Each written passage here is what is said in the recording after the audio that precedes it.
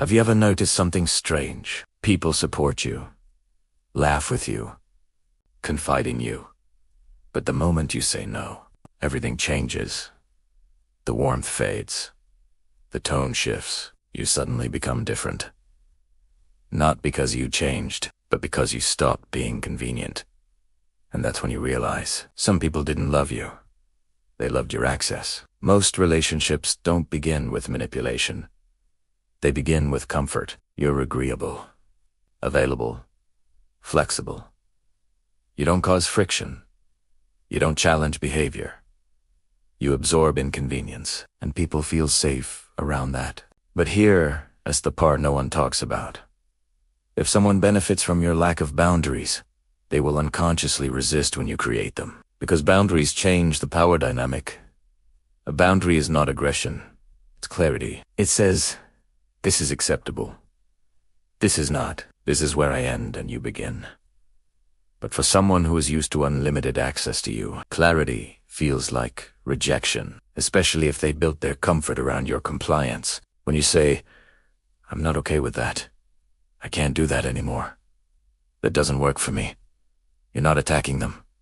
You're removing a privilege. And people don't react well to losing privileges they never earned. Only assumed. When you set a boundary, you trigger 3 possible reactions. 1. Guilt, they may say. You've changed. You're being dramatic. You're overthinking. This is an attempt to pull you back into your old role. 2.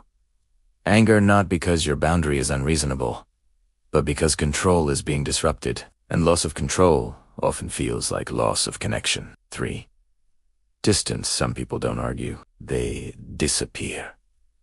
Because access was the only glue holding the relationship together. Here's the deeper truth. People attach to roles. You were the helper, the listener, the flexible one, the one who understands, the one who never says no. When you remove that role, they don't know how to relate to you anymore. Not because you're wrong, but because they never learned to love you outside of the function you served. Boundaries expose conditional relationships, and conditional relationships collapse under self-respect. Setting boundaries will cost you people. Not because boundaries are toxic, but because some connections were built on access, not respect. The people who only valued your convenience will call your growth selfish. The people who valued you will adjust. That's the difference.